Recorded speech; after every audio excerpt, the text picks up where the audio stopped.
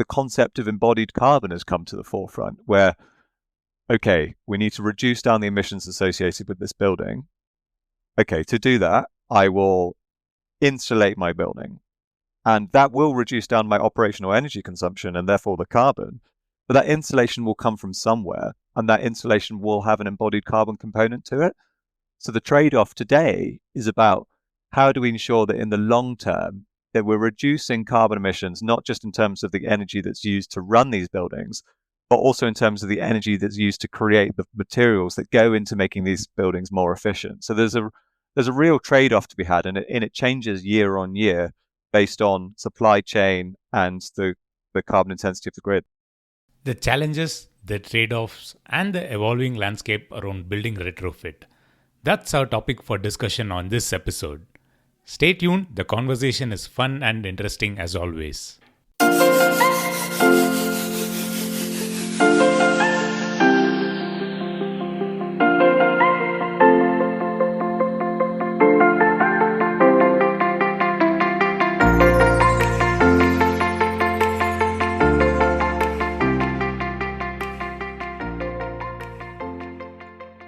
Hello and welcome back to yet another episode on the Mission Shunya podcast. First things first, many thanks for all your feedback, suggestions, and I'm glad that this series on the decarbonization of the construction sector has been received well. In this series, we have spoken at length about the different aspects to decarbonizing the construction sector, but we haven't spoken about building retrofits. In this net zero transition, it's not just about the new buildings and construction activity. Improving the efficiency of existing assets is also equally important. So with that in mind, let's welcome our guest for today, who is... Hi, I'm Kyle Gray. I'm the Energy Efficiency and Carbon Manager for the Crown Estate. I've been at the Crown Estate for 3 years and I'm leading on our net zero planning and implementation. So I've known you for a long time and I've known your passion in sustainability and a lot of things that you do.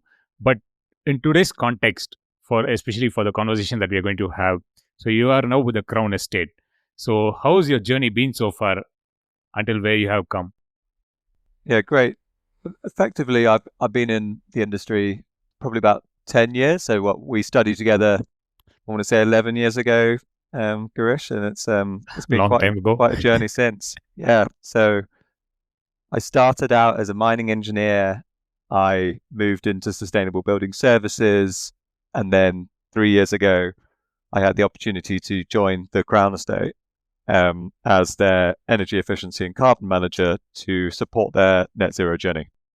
For someone who's outside of the UK, the Crown Estate might seem like a royal name, but for someone who is in the UK, kind of can recognize the assets that you own.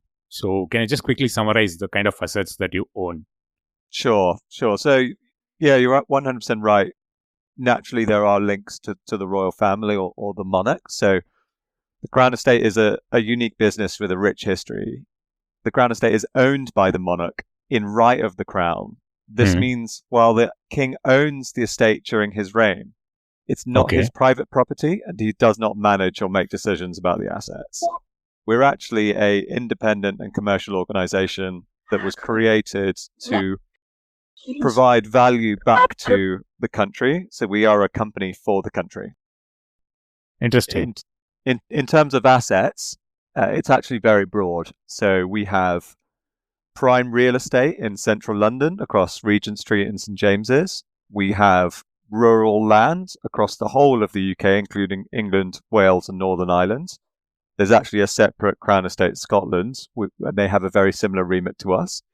We also have and manage the seabed for the UK for offshore wind, marine deployment, and for the betterment of nature recovery activities.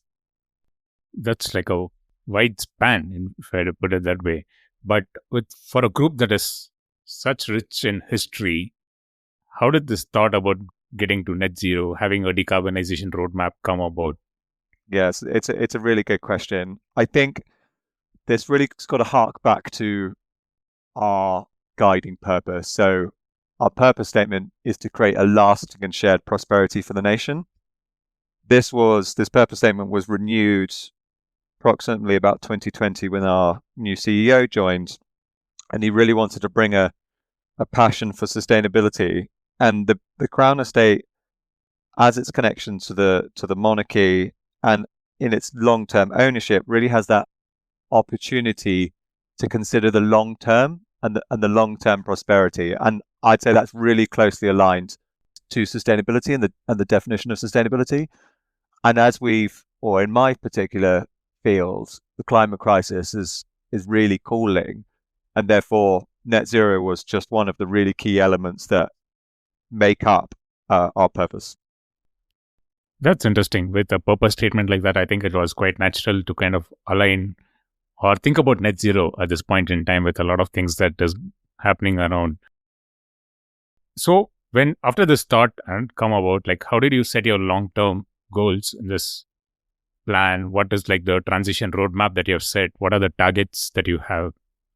It's a really good question. So I guess I just quickly reset back to just confirming our strategic objectives as well. So we've got 4 strategic objectives. And the reason why I want to bring this up is we don't focus in specific sustainability silos. It's really about a whole of sustainability approach. So we've got one objective around net zero, and that's where I sit within the business. We've got a second objective around nature recovery, a third objective around thriving communities, and the fourth objective around generating financial returns. So when I've been working on and developing our net zero strategy and implementation plans, it's really been about incorporating all 4 of those strategic objectives to ensure that we have a balanced approach to achieving net zero. And it's not about this but that, it's about this and that.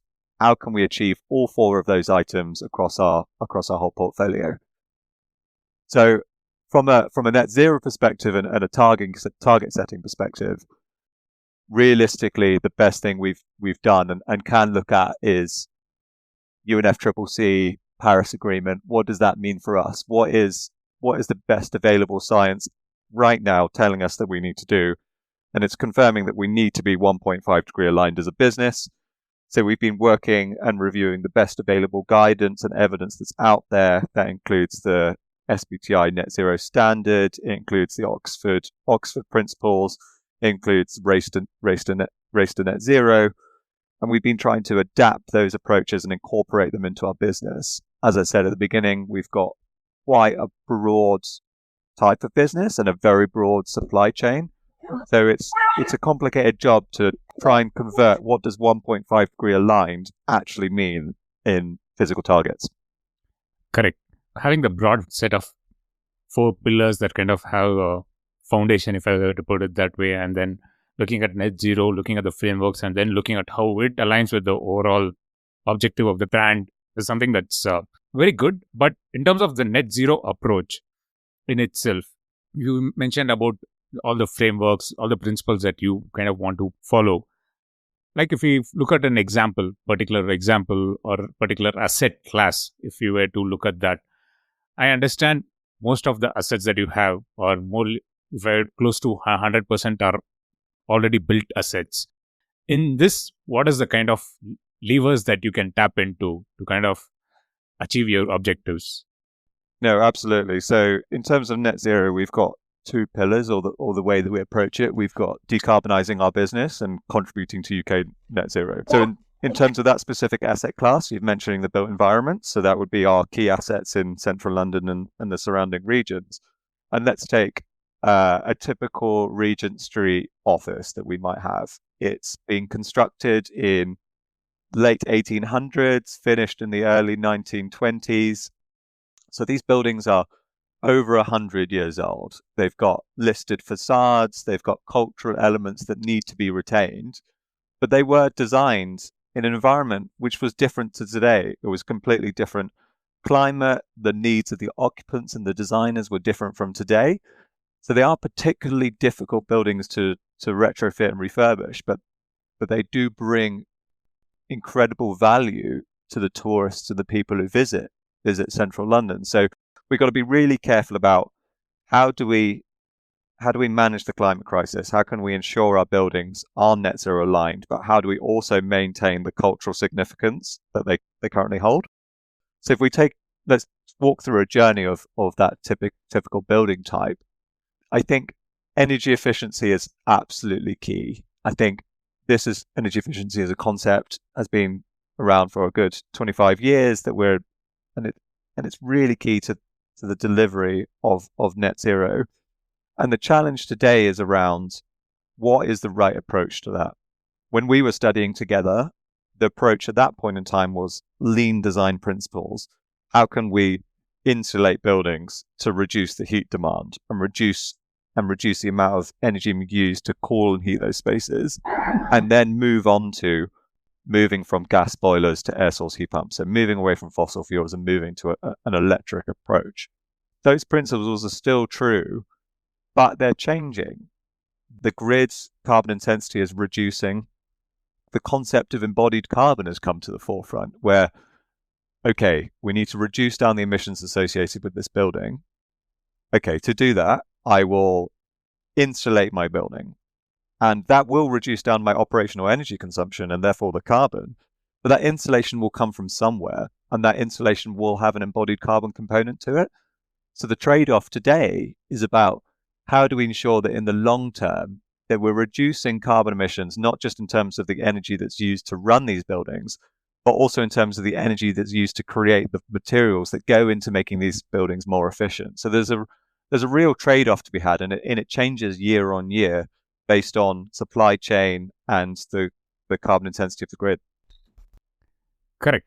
You did give a good classic example of energy efficiency, and as you rightly said, the narrative kind of evolves every year, probably, if I had to put it that way.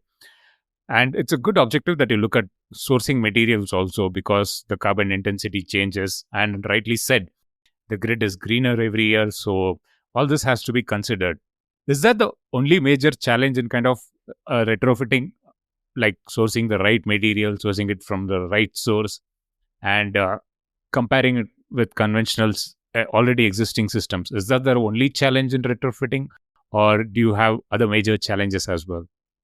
I think it's definitely not the only challenge, but there's also opportunities around it. So if we talk about two sides, there's the design to be net zero, and then there's the implementation challenge. So if we just originally focused on design there, we know what the principles of energy efficiency are. It's reduce your demand and improve your supply. So from a reduce your demand perspective, we've just discussed insulation. We could discuss energy efficiency measures such as LED lighting. We could talk about variable speed pumps. And then there's improving the supply. So we could move from fossil fuels to air source heat pumps. They use significantly less electricity. All of those principles are relatively clear, and it can be more complex in heritage building like ours to ensure that we're doing it in a really sensitive manner and that we're not affecting the facade, or we're not going to damage the facade by putting these insulation measures in. But that design challenge, all the technologies for us to get to net zero from a built environment perspective already exist today. We've got comprehensive catalogs of insulation. We've got comprehensive catalogs of air source heat pumps and technologies that will get us there today. The challenge for us really will be about funding.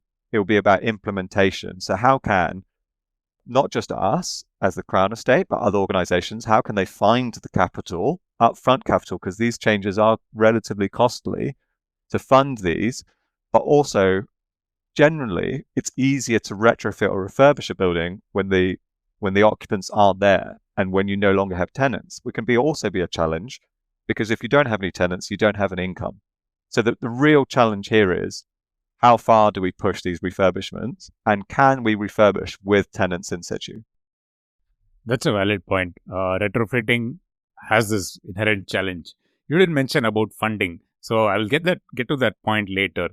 But coming back to having this big asset class, when you go ahead with an approach, do you look at one property, one principle, say, for example, one factor like energy efficiency, or do you look at it like multiple properties in terms of timeline, implementation timelines? I just wanted to understand your strategy in kind of doing it across the properties. So how do you approach this? Do you have any specific tools to go about this? No, definitely. So I'd say your question is sort of linking to the net zero approach. And I think traditionally asset owners or designers have tackled this from an individual asset level only. And you've only really considered how do you make your individual asset perform as best as possible. Whereas we really got to take more of a system view. Just I give an example here is when you're moving from fossil fuels to electric buildings, it's really important to improve your insulation because you know that's going to reduce the demand on the grid. But moving forward, we need to look at it from a systems perspective because we know the grid needs reinforcement. So we know that there are some parts of the grid or the local networks that need different levels of reinforcement. So we really need to apply our implementation approach across our entire portfolio and where possible, consider other actors in the space. So from a planning perspective, 100%, we are not asset by asset anymore. We've taken a full catalog of all of our assets across our whole organization. We've done an assessment of how old they are, what sort of technical capabilities they have. Do they have air source heat pumps? Do they have gas boilers? What sort of usage patterns do they have? What is their current energy consumption? We've looked at the tenants, what the lease clauses are. We've tried to come up with a strategic plan that says, how do we get the low-hanging fruit from a carbon perspective in the very short term so we can make some really quick carbon reductions across our portfolio so we can make a contribution to net zero as quickly as possible. And that gives us some breathing space so we can actually plan in these interventions that are more disruptive. So the non-disruptive type is, can we change compact fluorescent light bulbs to LEDs? But the more disruptive types are we going to change the type of radiators? Are we going to change the fan coil units? Are we going to change the windows? Those are more disruptive and we need more planning time. But we're definitely in the phase of, so being at the Crown Estate for about 3 years, and we started this sort of strategic planning exercise about 3 years ago. And I'd say we're moving now away from those low-hanging fruits into real interventions. So we've just completed a number of retrofits of some of our retail spaces and offices spaces on Regent Street. And we're currently going through the process of some significant retrofits of some large spaces, including 10 Spring Gardens and another asset. Interesting. There are quite a few points that I could catch in the answer that you gave.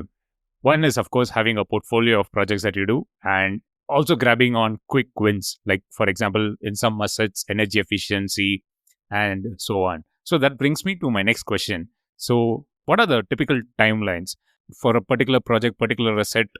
If you look at some timeline that you assign, what is the shortest timeline and what is the longest timeline in terms of the portfolio that you're currently handling? That's a really good question. In terms of timelines, it is really, like sustainability is local, it is really specific to the asset. There are some assets, and I use this term elasticity, there are some assets where they are really elastic to change. So you can do a small amount of intervention and they will make a significant change to the operational energy consumption and therefore the carbon. And there are some assets that are really inelastic to change. It could just be because the facade is really old. It could be that it's just really difficult and really complex type asset to do interventions. So we're trying to balance the interventions across those two different asset types to ensure we have an appropriate level of refurbishment or energy reduction across all assets. In terms of specific timelines, like I said, there's the short wins, which could be anything from 6 months to 12 months to go through a whole asset to do BMS optimization. So we're talking about, you might have come across the concept of the performance gap. And that's realistically when a building is designed to achieve a certain level of performance, and then when it's constructed and operated, that operational performance just does not meet that design performance. So our first step is just to get the building back to what it was designed to do. And that realistically does, I think in some of the stats we've looked at, 20 to 25% of energy can be saved just by getting the building to operate as per design. We haven't changed anything. We've just made sure the controls are working appropriately. Next steps, like I said before, can we change the lighting? Can we reseal the windows? Can we change any constant pumps to variable speed pumps to ensure they're only running when they're needed. Those can all be done in the 6 to 18-month period. In terms of there's the medium retrofit and the really deep retrofit. The medium retrofit from a typical size asset can be anywhere from 12 to 24, 36 months, depending. And this is if we're working with tenants in situ. And that's the challenge, as I mentioned before. If the tenants are out of the property, it means we can move significantly quicker. But that can also be challenged from an income perspective, but was also from a continuity perspective with our customers, because they're really important to us, and we want to make sure that they still have a place in our portfolio. Correct. You did mention the word challenge a few times. So let me throw this question to you. On a typical day or probably a week, what is that something that is in the realms of like a expected challenge that you are likely to face, or what is a totally unexpected challenge? You did mention that buildings not performing to the set characteristics or performance indicators is one easy thing. But what are the totally unexpected challenges that you come across? I guess I'd quickly just highlight some expected challenges. Expected challenges would be that the customers want the spaces to be heated and cooled whenever they walk into the property. They want the amenity that they signed up to begin with. And that can be a challenge from a perspective of actually how can we change their behavior, in a sense that if we do turn off the systems overnight, it might take half an hour or 25 minutes for them to boot up in the morning and get to that comfort set point. But they'll have saved 20, 30% of the energy because the systems could turn off overnight. So that's an expected challenge. In terms of unexpected challenges, I think it's more about, in terms of historic buildings, it's, like I said, Regent Street was constructed late 1800, beginning and ended in the 1920s. Since that time, tenants have changed, the way the buildings have changed, the way the electrical connections have changed, the gas networks have changed. It's looking at the buildings and thinking, is this one individual building? No, actually, it's a conglomeration of multiple buildings connected in many unique ways. So the unexpected challenge is you go, okay, I believe this system is connected to this area. If I turn that off, it's going to save this amount of energy. You turn it off and nothing changes because it's actually connected to a different part of the building. And I think it's a typical challenge for historic building owners. And I think it's just an upskilling that needs to be done to understand exactly how our buildings operate and which systems are connected to what. Very interesting and very particular or very peculiar challenges to the kind of assets that you own, if I were to put it this way. Now, having this strategy is all fine, but how do you attribute success? What are the kind of measures that you have? What are the targets that you have for the next year, next 3 years? That's a really good question. So in terms of success criteria, so as the Crown Estate, if I just sort of bring it back to the way that we work with UK government and Treasury, is all of our net revenue profit goes back to Treasury. And the way that our return based on that net revenue profit is based on a number of factors. Key factor is financial contribution. So what is the value of our portfolio and what return are we providing on a yearly basis? But a recent KPI that we brought in, actually when I started, was our first environmental KPI that looked at what is the energy efficiency and the carbon emissions across scope 1 and 2. So the GHG protocol, what are the emissions associated with gas, fossil fuel consumption, and the electricity we consume, and fuels across our portfolio. And we set very specific targets, starting at, in year 1, 5% energy reduction and the associated carbon. In year 1, we only achieved 1%. It's a really interesting story because we set the baseline during COVID. So we actually, the energy consumption in that baseline year was already artificially low.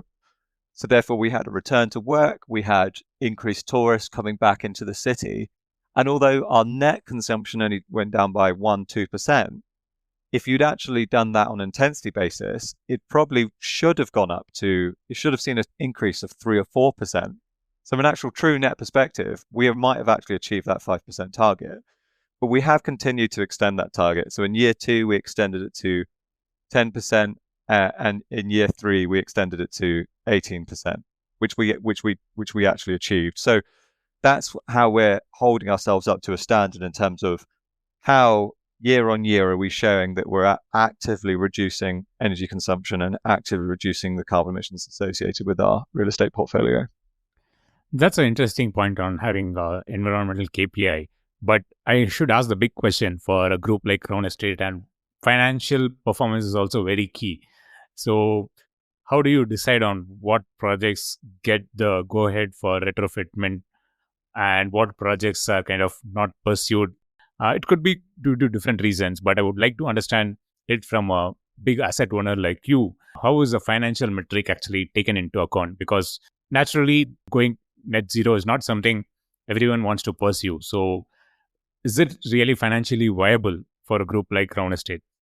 It's a really good question. And this sort of comes back to what we call our value creation framework. So as I mentioned, we're not just a real estate business. We also own rural lands. We operate Windsor Great Park, which is one of the most attended tourist attractions in the UK. We manage the seabed. We do have a fixed capital allowance. So like most businesses, we have a fixed amount of money we can spend year on year.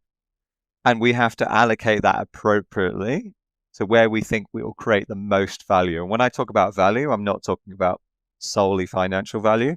I'm talking about the environmental, social, and financial value. So it's really about how can we balance all of those? How do we identify where the red lines are across all 3 of those to ensure we're not just bringing in financial value for us as an organization and therefore the treasury and the public purse, but also about maximizing that environmental and social contribution. So we have that framework that allows us to do that assessment of different propositions that come forward. And then we also have governance bodies within our organization. So when particular propositions come forward of a particular size, they'll go to a committee, and that committee will with senior representation from our business, will debate the pros and cons of these particular propositions to ensure they're in line with that value creation framework. From a specific net zero and asset level perspective, this really comes back to that planning that I mentioned and that strategic planning that I mentioned before. So we've gone through, we're analyzing the different assets we have. Through those plans, we're still developing them. We're identifying what is the cost of this particular asset to get to net zero, and how much energy would it reduce, and what are the carbon emissions associated with that, as well as a broad range of other spectrum. And that's across all of our assets. So that gives us a hit list of these assets, like I said, are the most elastic to change. So for £1 spent, they'll make this largest carbon saving. And this asset is the least elastic, and it will be most challenging to retrofit. And so those sort of considerations are brought into those conversations. So we can really ensure we can appropriately spend money in the best way to create the most amount of value. And to your point around, is it right for the Crown Estate to achieve this? I don't think there's an argument to say it's not right for all of us to achieve this. Climate action is something that we all need to take action on, and it's going to be the balance or load of that is going to be spread differently across different organizations. So like I said, we have historic buildings. We might not be able to meet the same targets that new build owners who have constructed assets within the last 20 years might be able to meet. So therefore, they might have to make a slightly larger reduction in that area. But we also have other parts of our portfolio where we will take the burden. We have the broader shoulders. For example, from a rural land or a coastal perspective, we're implementing environmental farm-based tenancies to ensure there's sustainable farming practices occurring. We're working with ZSL on seagrass restoration projects in the Thames and on our coastline. So it's not just about carbon reduction activities from a mitigation perspective. It's also about adaptation and carbon removal. So we're contributing to the climate crisis and that 1.5 degree aligned target from a multitude of angles. Fantastic, Kyle. But I would like to just ask just one follow-up question to that. So are there any projects that you killed in this assessment? Yes, we definitely did. When our CEO, Dan Labad, joined the Crown Estate in, I think it was early 2020, and I joined in 2021. Effectively, he asked us to pause development pipeline so we can do a full assessment of where are we spending our money, what is the carbon saving, and what is the value being created, if I'm talking from a net zero perspective, to ensure are we targeting the right assets first, and are the existing plans for those assets that are currently in place, are they appropriate for those assets? And I can definitely confirm, so I can't name the names of the specific projects yet, but I can confirm that we have definitely changed our approach on a number of assets based on these assessments we've done. Okay, that's fair to say that it was not actually technically killed, but it was just paused and prioritized in a different way. Yeah, no, definitely. The project wouldn't have come ahead originally if it didn't have a purpose that aligned with our purpose statements. So therefore, we knew it had value. We just needed to update it in line with the best available science. Fantastic. That perfectly leads me to my final question. You did mention about the purpose. So for an organization or a group like yours, purpose and what you do, projects kind of align. But technically, do you think this approach can be scaled up globally? If we were to look at other organizations, other asset owners in other countries, do you think the approach that you have financially, environmentally, and of course, if organizations have purpose, it definitely fits the bill. But otherwise, from technically, financially, do you think this approach of retrofitting large real estate assets really work? I think resounding yes. I think there'll be some implementation challenges. I think organizations and countries around the world will have different cultural challenges and definitely opportunities. But I think resounding yes. I think it's the responsibility of large landowners and large corporate entities, government bodies, large charities to identify what best practice looks like and share that with everyone else. I think this is a collective challenge that individually we can't solve of our own.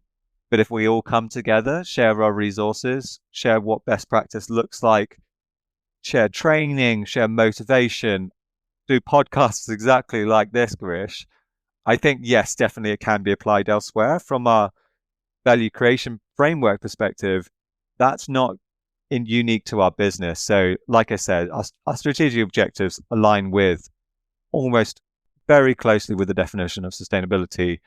These can all be duplicated in any other organization.